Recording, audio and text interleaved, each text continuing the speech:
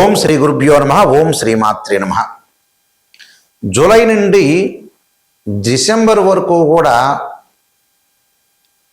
మేషాది ద్వాదశ రాశుల వారికి ఈ 6 నెలల పాటు కూడా గ్రహ సంచార వీక్షణం ఏ విధంగా ఉండబోతుంది,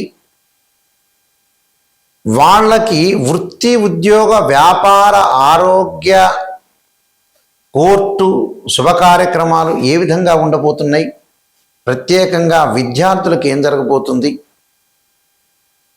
ఇవన్నీ కూడా గోచారరీత్యా చెప్పబడే ఫలితాలు. బర్త్ చార్ట్ కాదు. బర్త్ చార్ట్ అంటే పర్మనెంట్ రిజల్ట్స్. ఈ 6 నెలల పాటు కూడా ఈ గోచారరీత్యా ఏ విధంగా నిర్ణయాలు తీసుకోవాలి, ఎలాంటి జాగ్రత్తలు తీసుకోవాలి, ఎలాంటి నిజాలు తెలుసుకోవాలి. నిజం తెలుసుకుంటేనే జాతకం, నిజం తెలుసుకోకపోతే జాతకం లేదు. ఎక్కడైతే నెగిటివ్ తెలుసుకొని ఆ నెగిటివ్ని మనం పాజిటివ్ చేసుకోవడం ఎలాగా, ఆ నెగిటివ్ని మనం ఓవర్కమ్ చేసుకోవడం ఎలాగా అనేది తెలుసుకుంటేనే మనకు మంచి జరిగే అవకాశాలు ఎక్కువ ఉంటాయి. అంటే అసత్యం ముసుగులో ఉండకూడదు. సత్య దూరం చాలా ఇంపార్టెంట్. ఇక్కడ సత్యం తెలుసుకోవడం చాలా ఇంపార్టెంట్. ఎక్కడైతే నెగిటివ్ ఉంటుందో దాన్ని మనం పాజిటివ్ చేసుకోవడం ఎలాగా అనే విషయాలన్నీ కూడా జాగ్రత్తగా గమనించాలి. బర్త్ చార్ట్కి గోచారానికి లాట్ ఆఫ్ డిఫరెన్స్ ఉంటుంది. పదే పదే నేను ప్రేక్షకులు చెబుతున్నాను, గోచారం వేరు, బర్త్ చార్ట్ వేరు. అదొక సెక్షను, ఇదొక సెక్షను. అది లైఫ్ లాంగ్ ప్రిడిక్షన్, ఇది కొంతవరకు ప్రిడిక్షన్. ఎప్పుడు కూడా గోచారం అనేది 20% రిజల్ట్ ఇస్తుంది. బర్త్ చార్ట్ ఏమిటి అని అంటే లైఫ్ లాంగ్ రిజల్ట్ ఇస్తుంది. ఈ గోచారంలో మనం ఎందుకు చూడాలి 20% రిజల్ట్ అంటే, ఎక్కడ కూడా అవాంతరం జరగకుండా, వచ్చే అదృష్టాన్ని మనం పోగొట్టుకోకుండా, వచ్చే దురదృష్టం అనే దాన్ని దురదృష్టాన్ని తగలకుండా, రాకుండా, ఒకవేళ వస్తే కూడా దానికి ఏం చేయాలనేది, ఎలాంటి నియంత్రణ చేయాలి, ఎలాంటి పరిహారాలు చేయాలి తెలుసుకోవటానికే గోచారం. అందువల్ల ఈ గోచార ఫలితాలు ఈ 6 నెలల పాటు ఏ విధంగా ఉన్నాయో ఒకసారి తెలుసుకుందాం. ఈ 6 నెలల పాటు కూడా గ్రహగమన గతుల్ని మనం చూసుకునేటట్టయితే, సూర్యగ్రహము మిథున రాశి నుంచి మిథునము, కర్కాటకం, సింహం, అలానే కన్య, తుల, వృశ్చికము, ధనస్సు రాశిలో సంచారం చేస్తుంటారు. అంటే మిథున రాశి నుంచి ధనస్సు రాశి వరకు రవి సంచారం. అలానే బుధుడు కూడా మిథున రాశిలో ఉంటాడు జూలైలో. అలానే డిసెంబర్ వరకు కూడా ధనస్సు రాశికి చేరుతాడు. అంటే మిథునం, కర్కాటకం, సింహం, కన్య, తుల, వృశ్చికము, ధనస్సు. అంటే రవి బుధులు ఇద్దరు కూడా మిథునం నుంచి ధనస్సు రాశి వరకు ఉంటారు.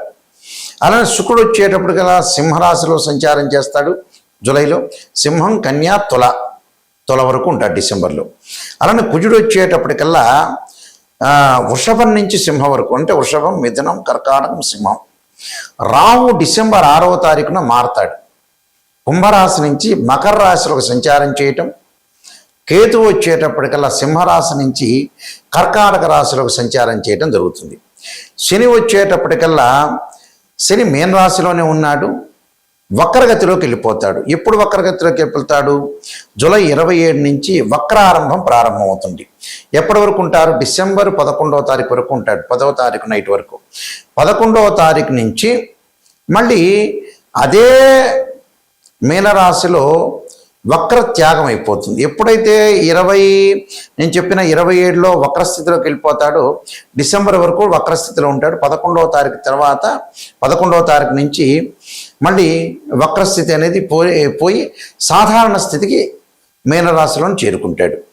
గురువు వచ్చేటప్పటికల్లా అక్టోబర్ 31 వరకు కర్కాటక రాశిలో ఉండి, అంటే 30వ తారీఖు వరకు కర్కాటక రాశిలో ఉండి 31వ తారీఖు నుంచి అతిచారంతో సింహరాశిలోకి వెళ్ళిపోతాడు.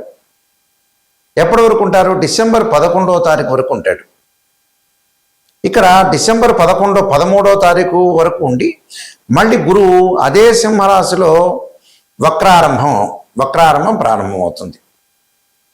ఇక్కడ వక్రారంభం అనేది ప్రారంభమవుతుంది. కాబట్టి ఇక్కడ ఈ స్థానాల్లో ఈ గ్రహాలు ఉండటం వల్ల ఎలాంటి ఫలితాలు జరగబోతున్నాయో మనం తెలుసుకుందాం. 6 నెలల పాటు కూడా ధనస్సు రాశి వారికి 6 నెలల పాటు ఏ విధంగా ఉండబోతుంది? అష్టమంలో గురువు యొక్క సంచారం వల్ల ఆర్థిక పరంగా నియంత్రణ చేసుకోండి. అంటే జూన్ 2 దగ్గర నుంచి గురువు మారాడు, అక్టోబర్ 31 వరకు అదే కర్కాటక రాశిలో ఉంటాడు. రాశిలో ఉండటం వల్ల మళ్ళీ మనకు వచ్చేటప్పటికల్లా అతిచారంతో నవమ స్థానంలోకి వెళ్తాడు. అక్టోబర్ 31 నుంచి డిసెంబర్ వరకు కూడా 13వ తారీఖు వరకు కూడా అనుకూలంగా ఉంటుంది వీళ్ళకి. అనుకూలంగా ఉండటం వల్ల ఆర్థిక పరంగా అక్టోబర్ 31 నుంచి వీళ్ళకి బాగుంటుంది. అక్టోబర్ 31 వరకు జారుతున్నారు. జూలై, ఆగస్టు, సెప్టెంబర్, అక్టోబర్ ఈ 4 నెలల పాటు జరగదు. మిగతా అక్టోబర్ 31 నుంచి ఒక 2 నెలల పాటు మటుకు బాగుంటుంది. కానీ ఈ 6 నెలల పాటు టోటల్గా ఆర్థిక పరంగా డబ్బులు వస్తున్నా నియంత్రణ చేసుకోవడం చాలా మంచిది. ఎందుకంటే వీళ్ళకి 44% అనుకూలంగా ఉంటుంది, 56% ప్రతికూలంగా ఉంటుంది వీళ్ళకి, ధనుసు రాశి వాళ్ళకి. అందువల్ల కొద్ది జాగ్రత్త వహించండి. అలానే శని యొక్క బలం పెరుగుతుంది. ఇక్కడ ఎప్పుడు పెరుగుతుంది?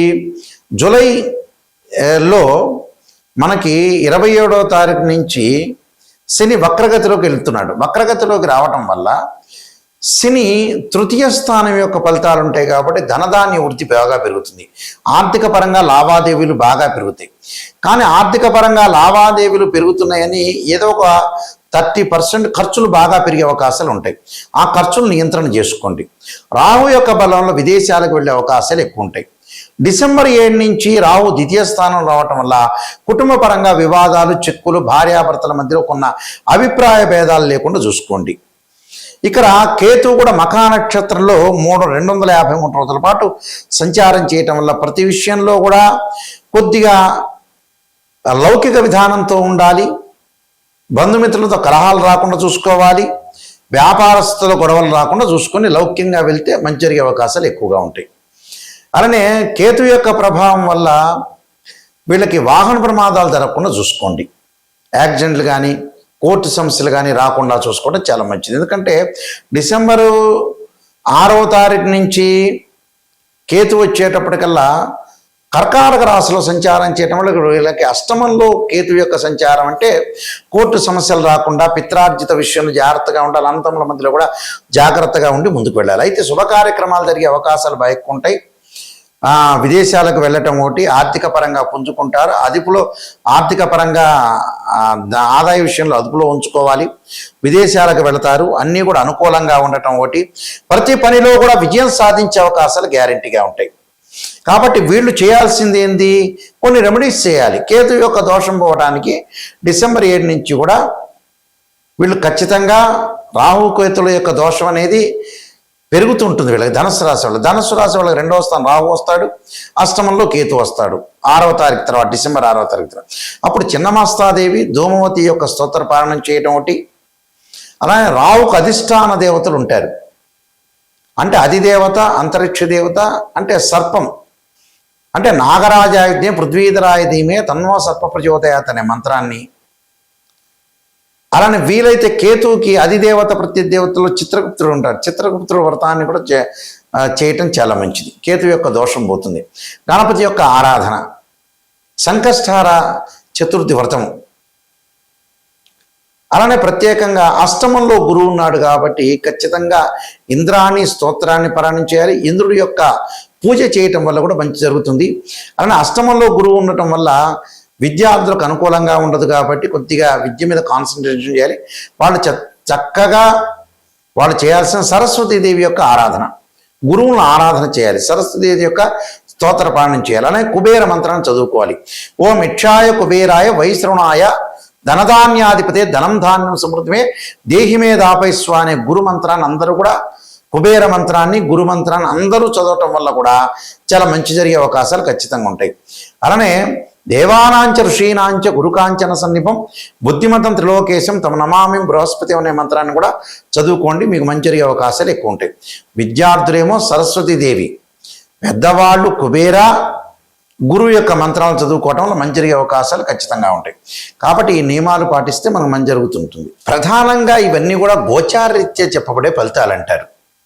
అంటే గ్రహాల యొక్క మార్పును మనం చూసుకునేటట్టయితే మేజర్ గ్రహాలైన గురువు, శని, రాహు, కేతులు, నేను ఇందాక చెప్పినట్టుగా రవి, బుధ గ్రహాలు ఒక రాశి నుంచి మరో రాశికి మారటం, కుజుడు మారటం, శుక్రుడు మారటం, ఈ మార్పుల వల్ల, గురువు శని మార్పుల వల్ల ఇలాంటి ఫలితాలు జరిగే అవకాశం ఉంటుంది. ఇవన్నీ కూడా గోచారరీత్యా చెప్పబడే ఫలితాలు. బర్త్ చార్ట్కి గోచారానికి లాట్ ఆఫ్ డిఫరెన్స్ ఉంది.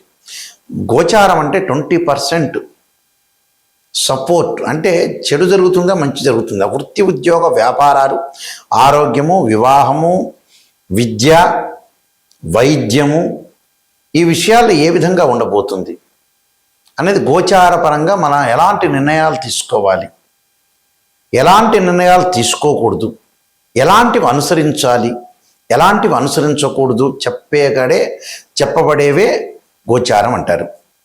అంటే మన నడిచే నడకలో ఎలాంటి మార్పులు వస్తాయి, ఎలాంటి నిర్ణయాలు తీసుకోవాలి, ఇది ఈ 6 నెలల పాటు ఎలాంటి పొరపాట్లు చేయకూడదు, అంటే ఈ 6 నెలల పాటు ఇలాంటి చాలా జాగ్రత్తగా చూసుకోండి. ఆరోగ్యం అంటే కొద్దిగా భగవంతుడి యొక్క ఆరాధన చేయాలి, వైద్యుడిని సంప్రదించాలి, జాతకపరంగా ఎలా ఉందో అని చూపించుకోవాలి. బర్త్ చార్ట్ చాలా ఇంపార్టెంట్. ఇది 20%, బర్త్ చార్ట్ 80%. చాలామంది కూడా బర్త్ చార్ట్ పరిశీలన చేసేటప్పుడు కేవలం మాకు గురువు గారండి ఇలా రాశిచక్రం అండి ఈ లగ్నంలో ఇది ఉందని చెబుతారు. అది కాదండి. రాశిచక్రంలోనే మకర రాశిలో గురువు 5 డిగ్రీలో ఉంటే నీచ, తర్వాత పరమనీచ. కొన్ని గ్రహాలకు ఉచ్చ నీచ స్థితులు ఉంటాయి. ఎన్ని డిగ్రీల వరకు ఉచ్చ, ఎన్ని డిగ్రీల వరకు నీచ, ఏ దృష్టి ఉంది, కేవలం రాశిచక్రమే చూడటం కాదు, 16 డివిజనబుల్ చార్ట్స్ ఉంటాయి, అవన్నీ పరిశీలన చేయాలి. అంటే ఒక అమ్మాయికి కానీ అబ్బాయికి కానీ వివాహం జరగట్లేదంటే రాశిచక్రము, నవాంశము, భావచక్రంలో మధ్యవాన్ని కూడా తీసుకోవాలి. ప్రారంభము, మధ్యము, అంత్యము అంటారు చివరిలోనే. ఎన్ని డిగ్రీల్లో క్యాలిక్యులేషన్ చేయాలి, దశలు ఎలా ఉన్నాయి, అంతర్దశలు ఎలా ఉన్నాయి, ఇవన్నీ చూడాలి. దశలు, అంతర్దశలు, వీలైతే ప్రాణదశలు, ఇవన్నీ కూడా చాలా ఇంపార్టెంట్. ఇవి చూడాలి. ఈ చక్రాన్ని మ్యాథమెటికల్ క్యాలిక్యులేషన్ వేయాలి. ఇలాంటివన్నీ చూసిన తర్వాతే మనం జాతకాన్ని చెప్పాలి.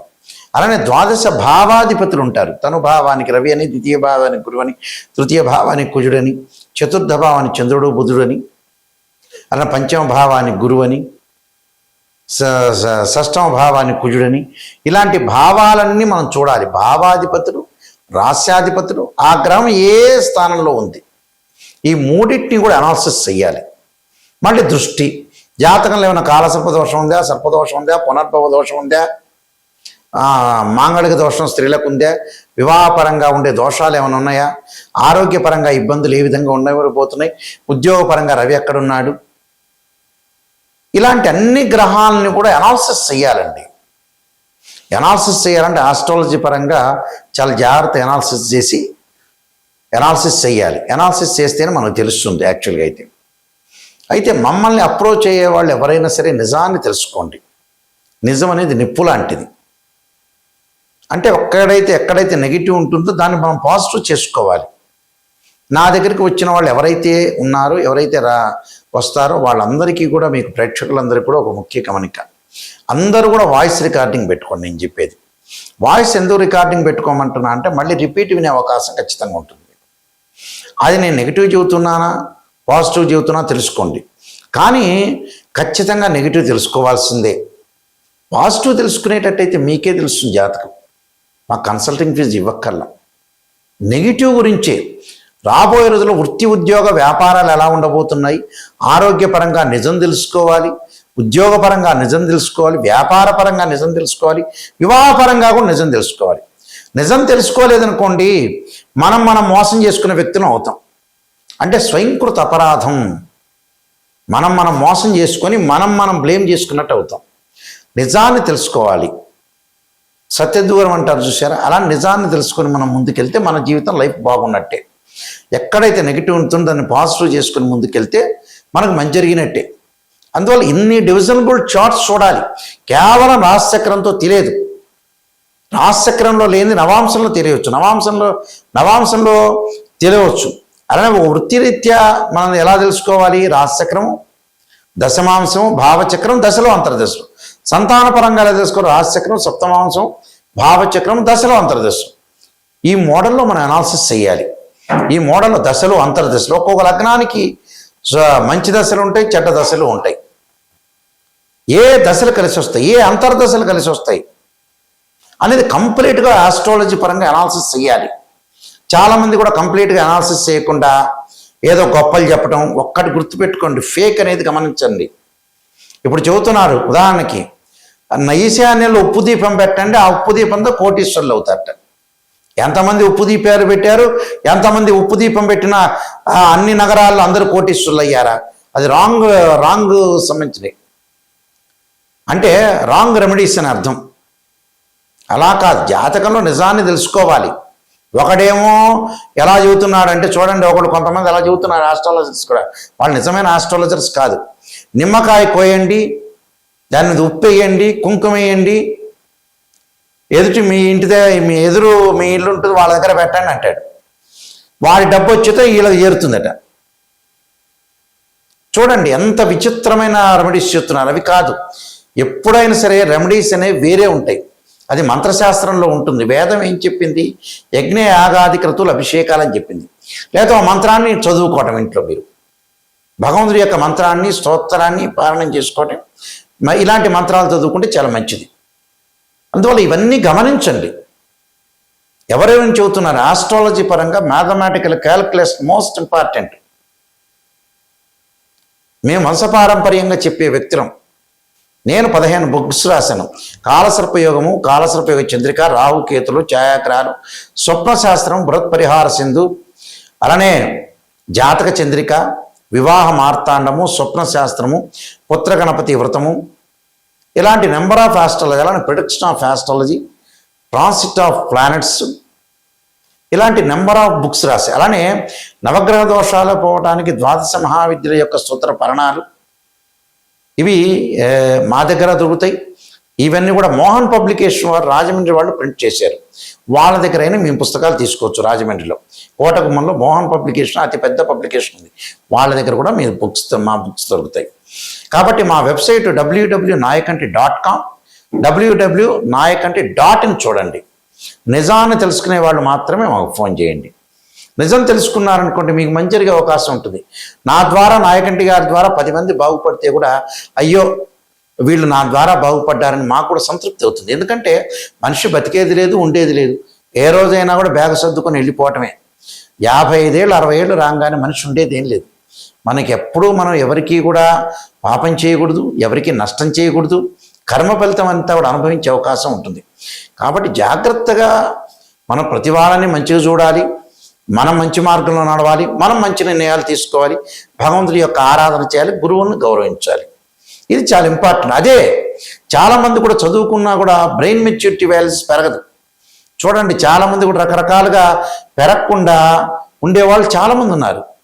అందువల్ల బ్రెయిన్ అనేది పెంచుకోవాలి. ఎక్కడ మిస్టేక్ చేస్తున్నా స్త్రీయ లోపం పెరుగుట పెద్ద విద్య, లోపం ఎరిగిన వాడే పూర్ణుడవుతాడు. అలాంటి విషయాలు చాలా జాగ్రత్తగా చూసుకోండి. నేను ముందుగానే మీకు ఆ పరిహారాలని చెప్పి ఆ పరిహారాలు మీరు పాటించండి. పాటిస్తే మంచి జరుగుతుంది. ఏదన్నా ఫోన్ చేయాలంటే స్క్రీన్ మీద స్క్రోలింగ్ అవుతున్న నెంబర్ ఉంటుంది. ఆ నెంబర్ డైరెక్ట్ నా దగ్గరికి వచ్చేస్తుంది. నేనే మీతోటి క్లియర్గా మాట్లాడతా. నేను జాతకం చెప్పేటప్పుడు కూడా వాయిస్ రికార్డింగ్ అనేది పెట్టుకోండి. మళ్ళీ వాయిస్ రికార్డింగ్ అనేది పెట్టుకుంటే ఏంటంటే మీరు రిపీట్గా వినే అవకాశం ఉంటుంది. నిజాన్ని తెలుసుకునే వాళ్ళు మాత్రమే నాకు ఫోన్ చేయండి. మీ అందరికీ కూడా పరమేశ్వరుడి యొక్క కరుణాకటాక్షం ఉండాలని ఆశిస్తూ సర్వే జనా సుఖినో భవంతు.